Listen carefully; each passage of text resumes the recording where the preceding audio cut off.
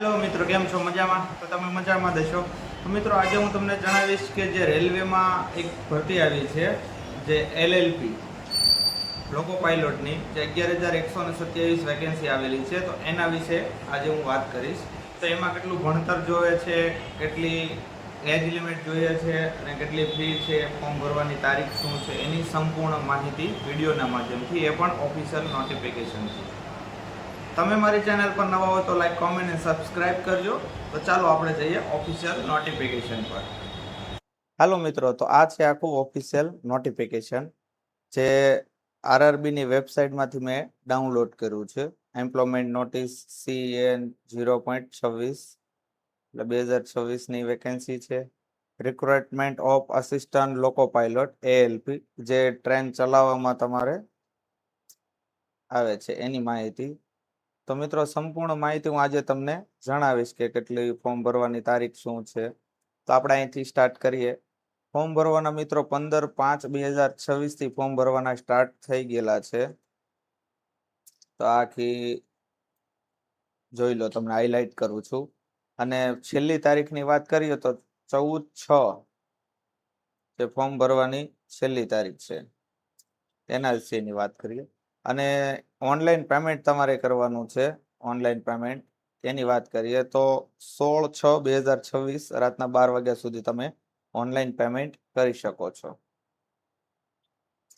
અને તમારે ફોર્મ ભરવામાં કઈ મિસ્ટેક રહી ગઈ હોય ને કરેક્શન કરવું હોય તો ઓનલાઈન એનું પેમેન્ટ ભરીને તમે પાછો સુધારો કરી શકો છો, મોડિફિકેશન. તો ઈ વિન્ડો ખુલશે 17/6/2026 થી 26/6/2026 સુધી આ વિન્ડો ઓપન થશે. હવે મિત્રો, આપણે પોસ્ટની વાત કરીએ, અસિસ્ટન્ટ લોકો પાયલોટ ALP.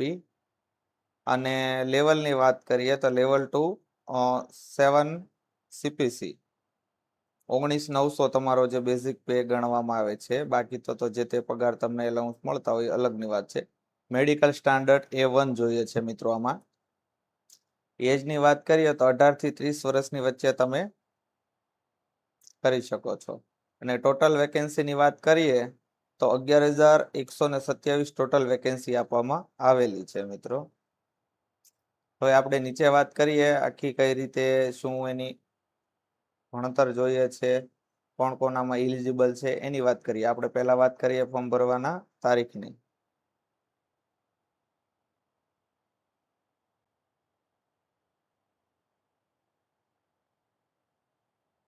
હવે મિત્રો, આમાં આપણે એજ લિમિટની પહેલા તો વાત કરી લઈએ, એજ રિલેક્શન એજ લિમિટની. તો 18 થી 30 વર્ષ નોર્મલ છે, જે તમે ફોર્મ ભરી શકો છો.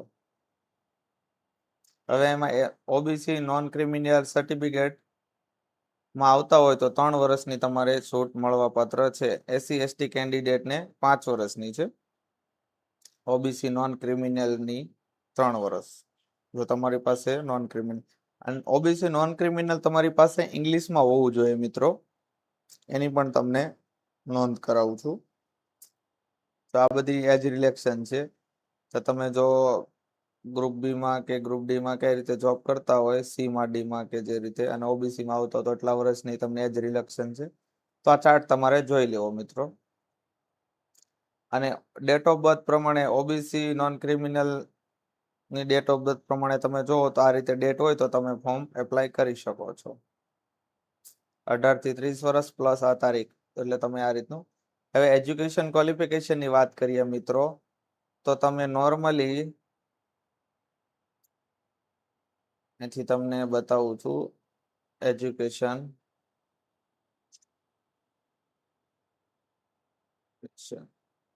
ટેકનિકલ ક્વોલિફિકેશન,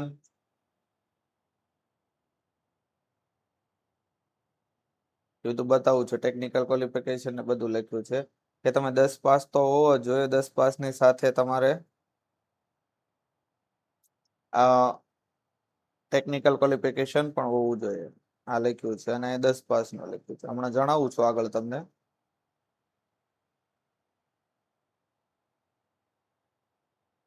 ફી કેટલી ભરવાની છે તો એના વિશે વાત કરીએ મિત્રો. તો ઓલ કેન્ડિડેટને 500 રૂપિયા ફ્રી ભરવાની છે. અને જ્યારે પણ તમે એક્ઝામ દઈ દો, એક્ઝામ પછી તમને 400 રૂપિયા રિફંડ પાછા આવશે. જે CBT સ્ટેજ 1 ની વાત કરીએ છીએ આપણે. ફોર કેન્ડિડેટ બ્લુંગ એસસી એસટી ની વાત કરીએ અને ફિમેલ કેન્ડિડેટની વાત કરીએ તો એ લોકોને 250 રૂપિયા ફી ભરવાની છે ઈડબ્લ્યુએસ એ બધાને. બાકી ઓલ કેન્ડિડેટ જે ઉપર 500 રૂપિયા ફી દર્શાવી છે. અને જો મિત્રો અહીંયા ચોખ્ખું લખેલું છે જો તમે CBT1 એક્ઝામ દેવા જતા નથી તો તમને રિફંડ મળવા પાત્ર નથી. જો તમે એક્ઝામ CBT1 આપશો તો જ તમને 400 રૂપિયા તમે જે ફી ભરો છો એ પાછા મળશે. 500 રૂપિયા ટોટલ ભરવાના છે અને 400 રૂપિયા એક્ઝામ દઈ દો પછી પાછા મળશે. એની ચોખ્ખું મેન્શન કરેલું છે.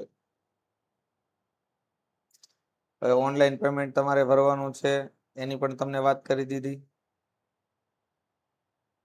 બેઝિક જે તમારે કામ લાગતી હોય માહિતીની તમને નોટિફિકેશન તો મિત્રો હંમેશા બહુ જ મોટા હોય છે. મિત્રો કઈ રીતે સિલેક્શન છે એની વાત કરીએ. સિલેક્શન પ્રોસેસની તો પહેલા તમારે ફર્સ્ટ એક એક્ઝામ થશે CBT1. તેમાં તમને કમ્પ્લીટ કરશો તો સેકન્ડ CBT સ્ટેજ CBT2 આવશે, computer basic aptitude test CBAT. પછી ડોક્યુમેન્ટ વેરિફિકેશન આવશે અને પછી મેડિકલ આવશે. પેલું સ્ટેજ આવશે CBT1. તો CBT1 ની અંદર મિત્રો આ લખેલા આવશે. ટોટલ 1 કલાકનો ટાઈમ આવશે, 60 મિનિટ આપવામાં આવશે અને 75 ક્વેશ્ચન આ રીતનું લખેલું છે. 1/3 માર્ક રોંગ આન્સર્સ લખેલા જ છે. 75 ક્વેશ્ચન આવશે total. Number of question maximum mark 75, 1 mark પર ક્વેશ્ચન. ટોટલ CBT1 માં 75 માર્ક આવશે ને 75 પ્રશ્નો આવશે. 75 માર્ક. એની અંદર વાત કરીએ તો એની અંદર આવશે મેથેમેટિક અને જનરલ સાયન્સ અને એબિલિટી એટલે રીઝનિંગ, ગણિત, રીઝનિંગ અને જનરલ સાયન્સ. હવે આપણે મેથેમેટિકની વાત કરીએ તો number system of BODMAS, number system, BODMAS, અને LCM, SCM, ratio and preparation, percentage, આ બધા ઓપ્શન આવશે. રીઝનિંગની વાત કરીએ તો analogy, alphabet and number series, coding, decoding, આ બધા એના ટોપિક આપવામાં આવેલા છે. જનરલ સાયન્સની વાત કરીએ તો syllabus under cover physics, chemistry and life science of 10 standard levels. એટલે 10મામાં તમારે ફિઝિક્સ, કેમિસ્ટ્રી 10મા લેવલનું તમને પૂછવામાં આવશે. હવે વાત કરીએ મિત્રો આપણે CBT2 કોમ્પ્યુટર બેઝિક ટેસ્ટ, જે બીજી એક્ઝામની વાત કરીએ છીએ એની. તો તેમાં મિત્રો આપણે કેટલો ટાઈમ છે, શું છે, પહેલામાં તમે સિલેક્ટ પાસ થશો તો જ તમને બીજામાં બેસવામાં આવશે. એમાં વાત કરીએ મિત્રો CBT2માં તો ટોટલ 2 કલાક અને 30 મિનિટનો ટાઈમ આપવામાં આવશે અને 175 ક્વેશ્ચન આવશે. Total question of 175. જો આ હાઇલાઇટ કરું છું મિત્રો, અહીં જોજો તમે સરખું. પાર્ટ 1 પાર્ટ વાઇઝ આવશે. પાર્ટ 1માં 90 મિનિટ આવશે અને 100 ક્વેશ્ચન આવશે અને પાર્ટ બીમાં 60 મિનિટ આવશે ને 75 પ્રશ્નો આવશે અને 1/3 નેગેટિવ માર્કિંગ છે, એનું નોંધ લેવું. હવે એમાં આપણે વાત કરીએ સિલેબસની વાત કરીએ તો મેથેમેટિક્સ છે, જનરલ ઇન્ટેલિજન્સ, રીઝનિંગ છે, બેઝિક સાયન્સ એન્ડ એન્જિનિયરિંગ છે, સિલેબસ પાર્ટ બી.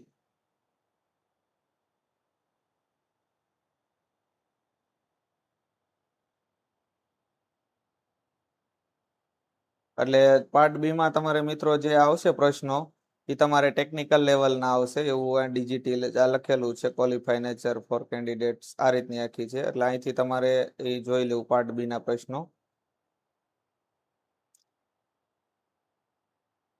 ક્વોલિફિકેશન જે તે તમે જોડો છો એના ઓલામાં છે અને કયા આ તમારે part B qualify test CBT2 group wise આવશે. તો એમાં જો લખેલા છે ઇલેક્ટ્રિક, મેકેનિકલ, રેડિયો, આ બધા મેકેનિક, મોટર, ડીઝલ મેકેનિકલ, એટલે આ બધા કોર્સીસ હોય તો તમે ફોર્મ એપ્લાય કરી શકો છો. હવે વાત કરીએ computer basic aptitude test CBAT. મિત્રો આ એક તમારે ટેસ્ટ દેવાની છે તો એ તમે તમારે અહીંથી જોઈ લેવું કઈ રીતે છે, શું છે. અને એપ્લાય કરવા માટે મિત્રો તમારે આરઆરબી ની વેબસાઇટથી જ એપ્લાય કરવાનું છે. બાકી તો તમને બેઝિક બધી માહિતી જણાવી દીધી કયા આરઆરબીમાં કેટલી છે. હવે તમને નીચે જણાવું ક્યાં કેટલી વેકેન્સી આપવામાં આવેલી છે એના વિશે. હવે આપણે વાત કરીએ પહેલા તો વાત કરીએ કેટલું ભણતર શું જોઈએ છે એના વિશે. તો આપણે પહેલા જોયું હતું તો પહેલા 10 પાસ પ્લસ એનસીવીટી એસીવીટી આ કોર્સ હોવો જોઈએ તમારી પાસે 10 પાસની સાથે. Fitter, electronic, instrument, mechanic, maintenance, mechanic, radio mechanic, diesel mechanical, આ બધા કોર્સિસ છે મિત્રો. આ તમારી પાસે ટેકનિકલનું હોવું જોઈએ તો તમે એપ્લાય કરી શકો છો, બાકી તમે એપ્લાય કરી શકતા નથી. હવે આપણે વાત કરીએ ઝોન વાઇઝ વેકેન્સીની. તો આપણે તો ગુજરાતથી બિલોંગ કરીએ છીએ, તો અમદાવાદ આપણે લાગુ પડે વેસ્ટર્ન ઝોન. તો એમાં વાત કરીએ ટોટલ વેકેન્સી આપવામાં આવેલી છે 147. ઓબીસીમાં 38, એસટીમાં 11, એસીમાં 22, જનરલમાં 62. અજમેરમાં ટોટલ 600 છે. એમાં પણ 2 ડિપાર્ટમેન્ટ પડે છે ઝોન અજમેરમાં, વેસ્ટ ઝોન ને નોર્થ ઝોન, એ રીતે કઈ આવતું છે. 118, 600. આ રીતે ભુવનેશ્વર 801 વેકેન્સી છે. જમ્મુમાં 400 છે.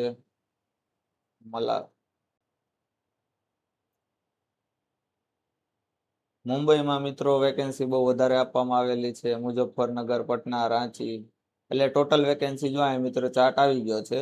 11,127 વેકેન્સી છે. એક્સ સર્વિસમેન માટે પણ અલગથી આપવામાં આવેલી છે. તો મિત્રો આખો વેકેન્સીનો ચાર્ટ. અને તમને નીચે જણાવું કે ઓબીસી નોન ક્રિમિનલ તમારી પાસે કેવું હોવું જોઈએ. તો મિત્રો આ છે ઓબીસી નોન ક્રિમિનલ સર્ટિફિકેટ. તમારી પાસે આ રીતનું આખું ઓબીસી નોન ક્રિમિનલ સર્ટિફિકેટ હોવું જોઈએ આ ફોર્મેટમાં. આ જોઈ લો, આ ફોર્મેટમાં તમારી પાસે હોવું જોઈએ અને એની ઇંગ્લિશમાં હોવું જોઈએ તો જ ચાલશે.